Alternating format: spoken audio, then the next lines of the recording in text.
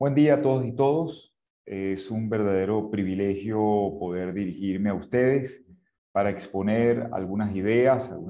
básicas sobre el ejercicio de la huelga en las empresas digitales. A estos fines compartiré pantalla para, ojalá, en la medida de lo posible, someterme estrictamente al tiempo que me ha sido adjudicado. Estas ideas las he ordenado del siguiente modo, a manera de preámbulo o prólogo, solo reiterar o ratificar que la huelga es un derecho humano, es un derecho fundamental en tanto inserto en nuestros sistemas o bloques de constitucionalidad y, a pesar de ello, es también un derecho profundamente incomprendido, sometido a excesivas restricciones y a miradas peyorativas que conspiran contra su pleno y eficaz ejercicio. En segundo lugar, una advertencia. Evitar deslumbrarnos ante las empresas digitales, producto de su vertiginosa transformación, la innovación en los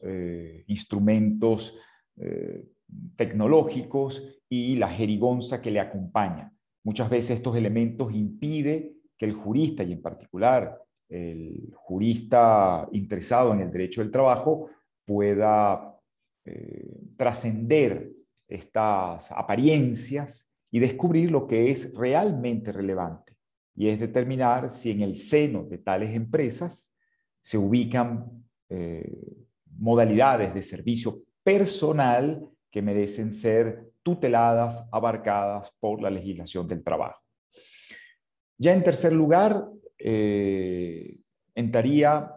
a señalar por lo menos 4 aspectos que me parecen relevantes a propósito del ejercicio de la huelga en las empresas digitales. La deslocalización, dispersión y fragmentación de los trabajadores y las consecuencias de ello, el debate siempre complejo de si quienes en el seno de tales empresas prestan servicio lo hacen en condiciones de subordinación o dependencia o, por el contrario, de manera autónoma o por cuenta propia. En tercer lugar, una lógica ampliación del campo de batalla en el caso de los conflictos colectivos de trabajo, de tal manera que no se van a circunscribir ni desarrollar básicamente en centros de trabajo, sino que se ofrece a ellos el espectro amplísimo de las redes sociales y por lo tanto va a tener una significativa relevancia todo lo que refiere o todo lo que tenga que ver con la imagen y reputación de los actores involucrados. Y finalmente, entender que bajo condiciones tales, es decir, estas empresas deslocalizadas, estas empresas desagregadas, resulta particularmente complejo prevenir el esquirolaje, un esquirolaje virtual o digital, que sin duda alguna podría comprometer la eficacia del ejercicio de la huelga. Cerraría entonces, en cuarto y último lugar, con una muy breve reflexión o conclusión. Como decía antes, entonces, vale la pena recordar que cuando hablamos de huelga estamos haciendo referencia a un derecho humano. Es cierto que categorizar a un derecho como humano o no podría conducir a un debate complejo, pero también es verdad que hay mecanismos que se han venido imponiendo universalmente para que este reconocimiento se produzca con menores niveles de debate. Me refiero en particular al método convencional o consensual, esto es, reconocer como derecho humano aquellos derechos que aparecen consagrados dentro o en el ámbito de los catálogos que desarrollan instrumentos universales sobre la materia. Es decir, tratados o convenios sobre derechos humanos. Y en este sentido, solo para abreviar el tiempo, me referiré a la Carta de la Organización de Estados Americanos de 1948, que en su artículo 45C dejó claro que tanto patronos o empleadores y trabajadores tienen derecho a asociarse libremente para defender y promover sus intereses, incluyendo el derecho de la negociación colectiva y, en el caso de los trabajadores, la huelga, de tal suerte que quedó plasmada la integración de la negociación colectiva y la huelga como componentes inescindibles de la libertad sindical. Por su parte, ya en un espectro más amplio, el Pacto Internacional de Derechos Económicos, Sociales y Culturales de la Organización de Naciones Unidas de 1966 establece en su artículo 8.1.d que los estados partes de dicho instrumento se comprometen a garantizar el derecho de huelga ejercido de conformidad con la legislación que cada estado implante. Pero además de ser un derecho humano, en Iberoamérica no queda duda alguna que se le debe reconocer como un derecho fundamental en tanto inserto en los bloques o sistemas constitucionales. De tal manera que en todos nuestros países, quizás con alguna excepción, el caso de la Constitución de Cuba, pero en la mayoría, inmensa mayoría de nuestros países, de un lado y otro del Atlántico, la huelga aparece consagrada expresamente en los textos constitucionales, a veces con más énfasis, otro de una manera, digamos, indirecta. Podría señalar el caso de Chile, donde la huelga es referida para prohibirla en ciertas áreas, en ciertos ámbitos, pero cabría interpretar que, siendo así, está autorizada o reconocida en todos los ámbitos restantes. Pero incluso si no estuviese consagrado a texto expreso, resulta que nuestras constituciones son abiertas y admite que se inserten o integren, se parangonen jerárquicamente otras normas reconocidas por los textos constitucionales, bien sea porque son derechos inherentes a la persona o son derechos cardinales al sistema constitucional, o simplemente porque, como resulta también común, aparecen consagrados en tratados sobre derechos humanos ratificados por la República. De tal manera que no cabe duda, estamos en presencia de un derecho fundamental, por lo menos en lo que atañe a Iberoamérica. Pero, como también advertía, el hecho de ser reconocido como derecho humano y derecho fundamental no lo excluye de severas, excesivas exclusiones y restricciones. Por eso decía, es un derecho profundamente incomprendido. Resulta común que se le desconecte de la libertad sindical, que existe una resistencia a entender, a aceptar, a admitir que la huelga es un contenido esencial e inescindible de la libertad sindical, de tal manera que allí donde se proclame la libertad sindical deberá reconocerse ampliamente, plenamente, el derecho de huelga. También es común mantener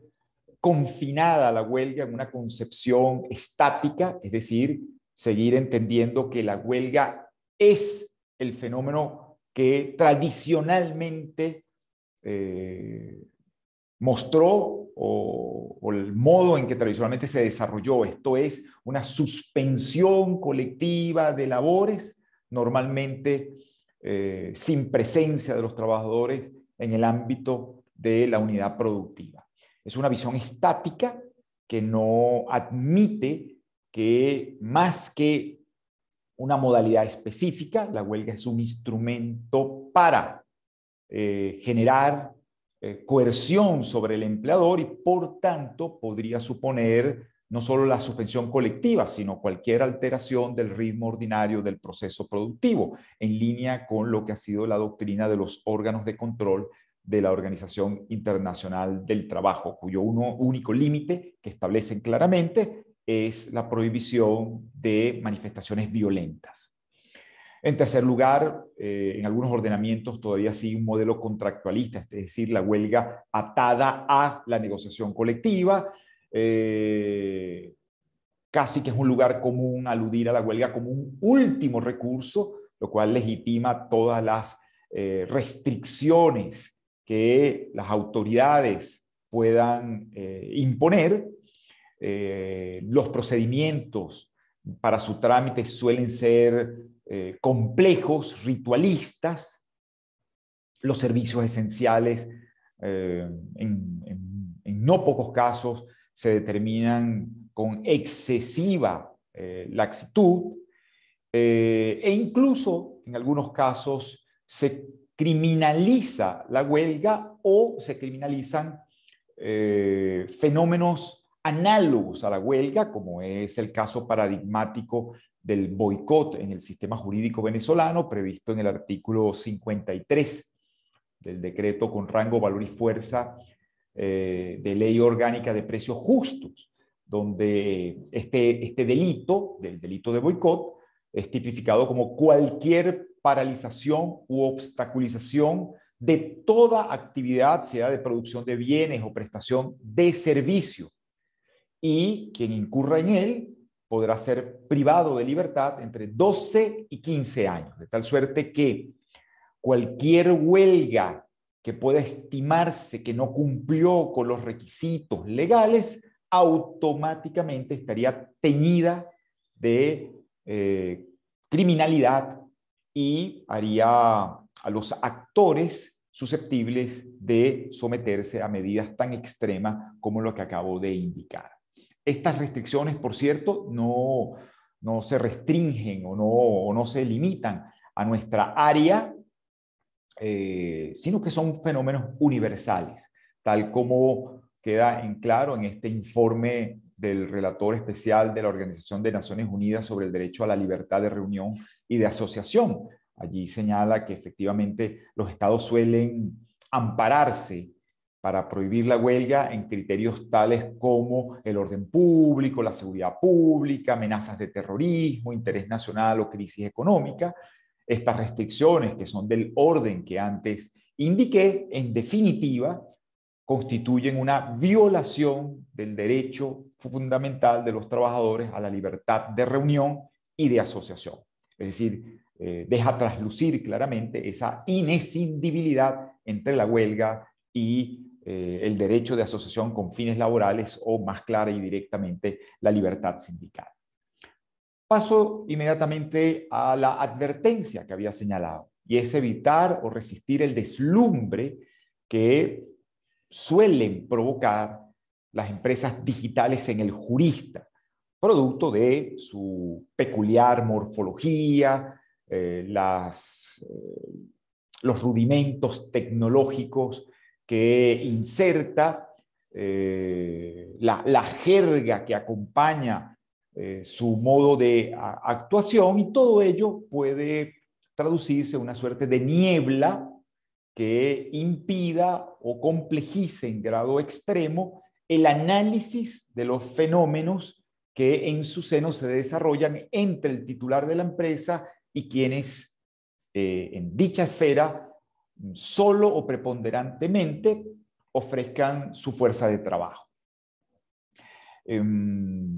Creo que refleja muy bien este peligro, esta excelente cita del profesor Oscar Hermida Uriarte, el maestro uruguayo, a propósito del teletrabajo. En su momento señaló que en realidad era el trabajo, el viejo y cuán viejo trabajo a domicilio, el que ahora parecía revestido de las deslumbrantes plumas y lentejuelas de la informática, reciclado, haciendo una segunda irrupción en escena, ahora como estrella de primera magnitud en el espectáculo de la posmodernidad, bajo el nombre artístico del teletrabajo. Uno podría pensar que el maestro Hermida exageraba cuando decía ello, porque existen diferencias entre el trabajo a domicilio y el teletrabajo, pero creo que lo que se quería transmitir correctamente es que no podemos dejarnos deslumbrar, que tan pronto se trascienden las apariencias, encontramos que hay elementos comunes, robustos, profundos, que nos permitirían entender que a pesar de la incorporación y protagonismo de las tecnologías de la información y la comunicación, la prestación personal de servicio podría estar sometida, a veces hasta con mayor nitidez, a la legislación del trabajo, producto de los controles que cabe imponer al trabajador a través de estos mecanismos tecnológicos. De otra manera que utilizo esta cita para advertir, debemos trascender, debemos superar estas apariencias, analizar el fenómeno de cómo se integran los factores de la producción, no importa que sea una clásica empresa industrial o una novísima empresa digital, siempre la noción de empresa supone conjugación de factores productivos, factores humanos, materiales e inmateriales. De tal manera que para el justlaboralismo lo que es particularmente esencial es determinar quién detenta o quiénes detentan el poder de conjugación para establecer si en su seno, si en su ámbito, se ubica prestación personal de servicio en condiciones de subordinación o dependencia.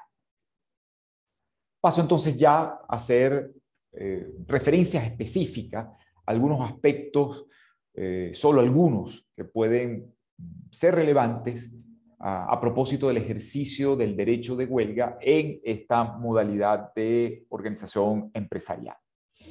Lo primero es que ciertamente el protagonismo de las herramientas tecnológicas tiende a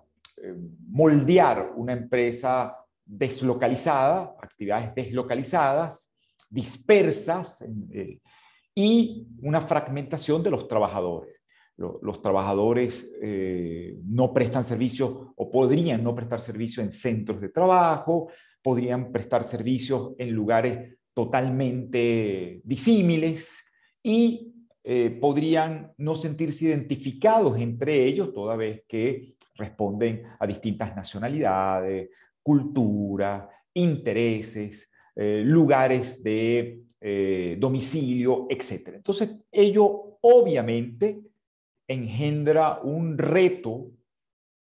mayúsculo a las organizaciones sindicales que se habían venido forjando al calor de la uniformidad de intereses de los trabajadores que agremiaban, trabajadores que ingresaban a un mismo centro de trabajo en un mismo horario, que salían de él también en un mismo horario, que vivían en las mismas zonas, que tenían niveles socioeconómicos similares, y todo esto ahora desaparece o potencialmente puede desaparecer.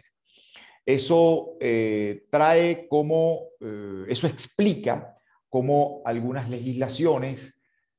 recientes se han preocupado de promover la libertad sindical en ámbitos organizados en torno a las tecnologías de la información y la comunicación. En el caso de las leyes recientes o leyes recientes sobre teletrabajo o legislación vigente sobre teletrabajo, encontramos distintas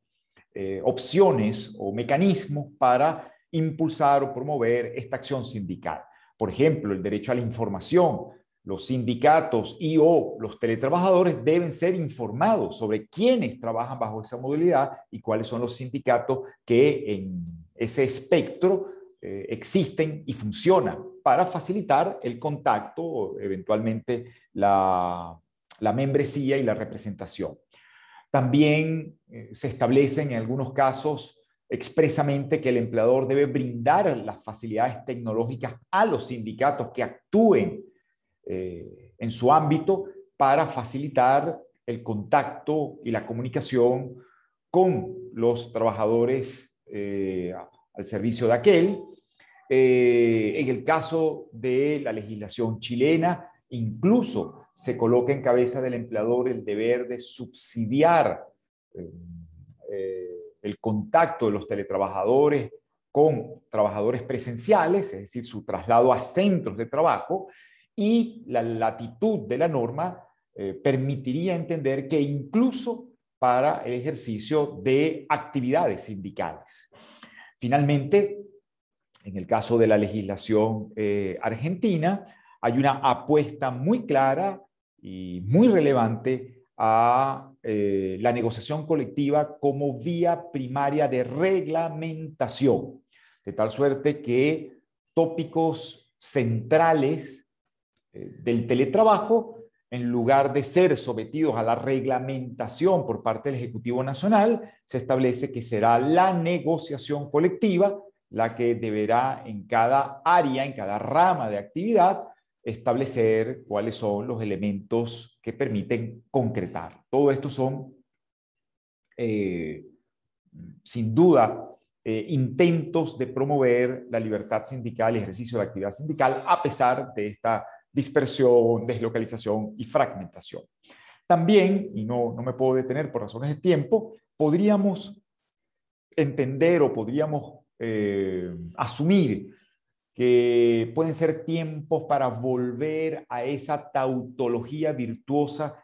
que configura el artículo 10 del Convenio 87 de la Organización Internacional del Trabajo sobre la libertad sindical y la protección del derecho de sindicación. Ese artículo 10 va a definir lo que se entiende por organización a los fines del convenio y, por tanto, instrumento y sujeto para el ejercicio de la libertad sindical.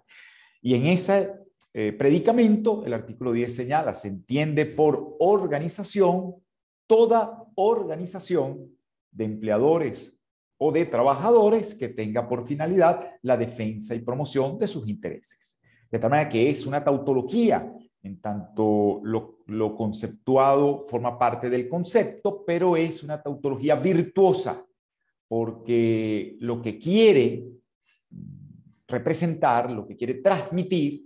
es que se entenderá como organización titular de la libertad sindical toda organización, no importa cómo se denomine, no importa cómo se integre, no importa cuáles sean los requisitos en cada país para su reconocimiento. Lo fundamental, lo esencial no es la forma o estructura, lo esencial es el objeto. Se reconocerá como tal si tiene por objeto la defensa y promoción de esos intereses de categoría o de clase, de tal manera que a la luz de este artículo 10 podríamos replantearnos si en nuestras legislaciones internas los requisitos que se establecen de registros, asambleas, etcétera, estarían vulnerando la libertad sindical, el derecho de asociación sindical de ciertos trabajadores, de ciertas categorías de trabajadores, como los trabajadores digitales, que deben recurrir a otros mecanismos, a otros instrumentos, y celebrar sus reuniones y organizaciones a través de plataformas, a través de WhatsApp, a través de Facebook, a cualquier otras instancias flexibles que no encajarían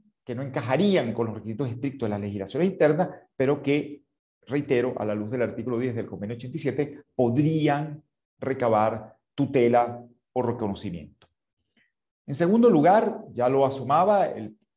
estas empresas arrojan dudas, arrojan sombras sobre la naturaleza jurídica del vínculo que mantienen sus titulares con quienes prestan servicios personales. No es casualidad que todas las empresas de plataforma tecnológica, cuando irrumpieron, asumieron que quienes prestaban servicios personales en su ámbito lo hacían de una manera autónoma o por cuenta propia. Descartaron la idea de subordinación o dependencia y se suscitó esta conflictividad extensa al respecto que todos conocemos. Lo que rescato de ello es que en tanto esta modalidad empresarial arroja dudas o podría arrojar dudas sobre la existencia o no de relaciones de trabajo, esto afecta directamente el ejercicio de los derechos colectivos de los trabajadores y en particular de la huelga, porque aún se debate entre nosotros si los trabajadores autónomos son o no titulares de los derechos de libertad sindical. La OIT lo ha dejado en claro, algunos de nuestros ordenamientos jurídicos también lo consagran, pero ciertamente cabe un espacio de debate, de duda, incluso si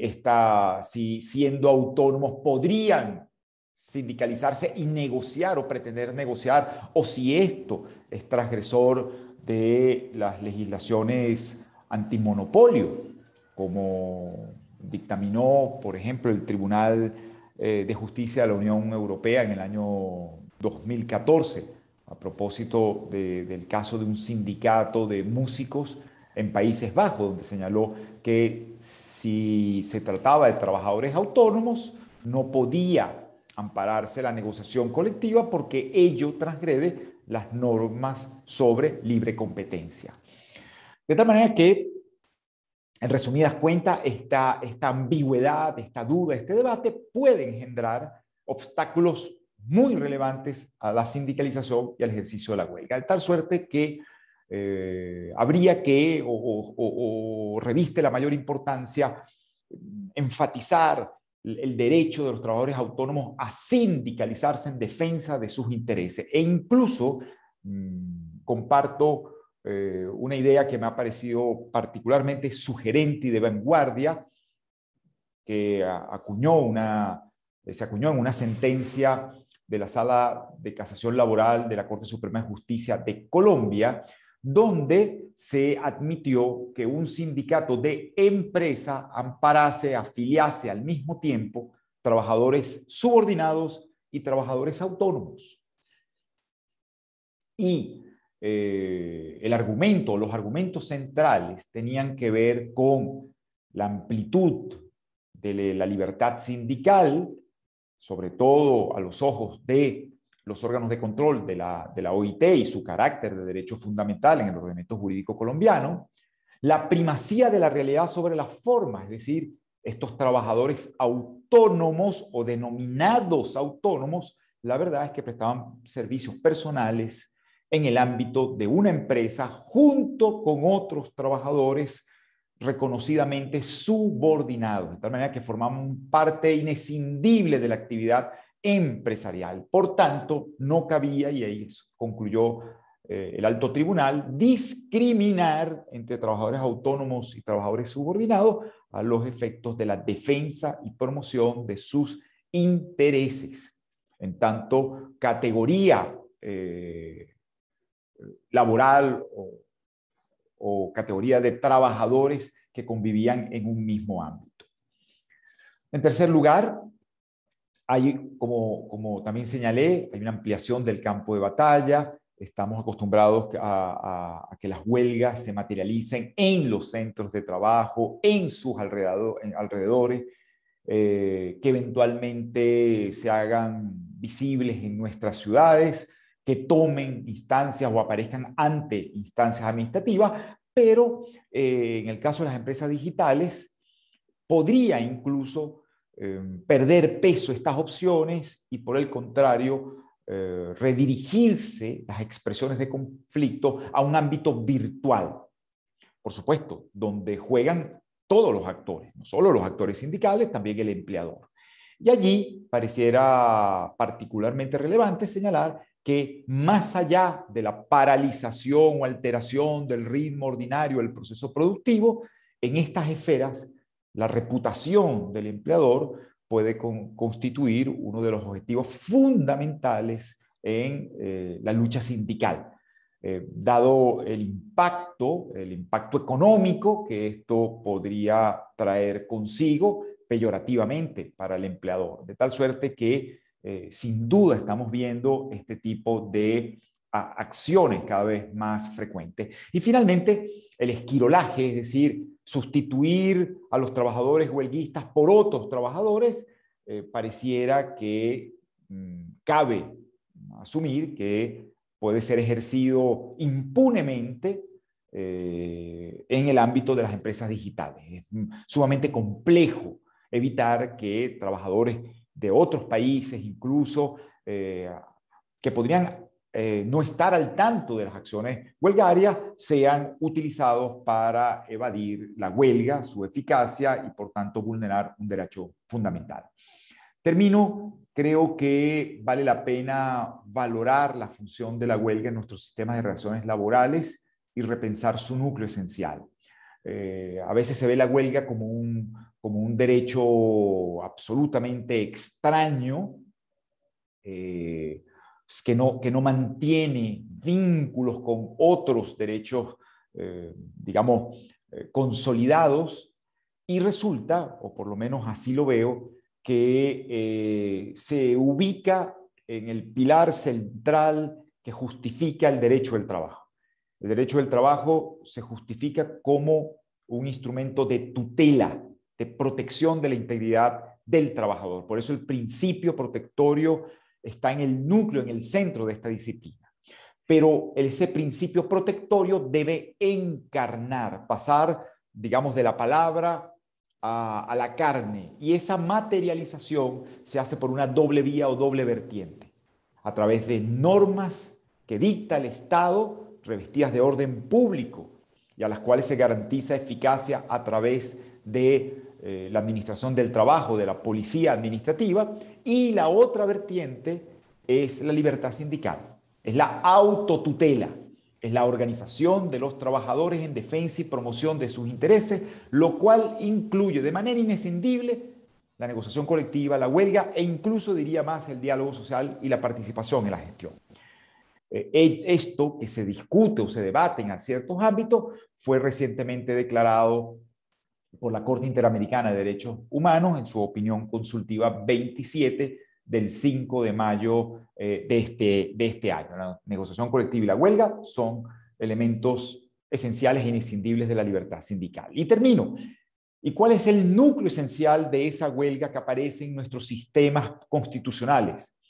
Automáticamente procedemos a entender que son o es el delineado por el legislador. Pero resulta que desde una perspectiva fundamental, el legislador no es libre de delimitar los derechos fundamentales. Está restringido y por tanto cabe analizar cuál es el núcleo esencial que no puede ser deteriorado, afectado por el legislador, porque haría irreconocible ese derecho fundamental. Y para estos fines, tal como lo ha señalado también la Corte Interamericana, en la misma opinión consultiva 27, resulta particularmente esencial posar la mirada en el corpus juris internacional, de tal manera que los criterios de los órganos de control de la OIT, los criterios de la Corte Interamericana, los criterios de otras instancias de tutela y de garantía de los tratados de derechos humanos que incluyen la huelga, serían particularmente relevantes para esta revisión del contenido y alcance mínimo de la huelga y, por tanto, de los límites del legislador a la hora de regularlo. Con esto concluyo y reitero el inmenso placer de tener el privilegio de dirigirme a todas y todos ustedes.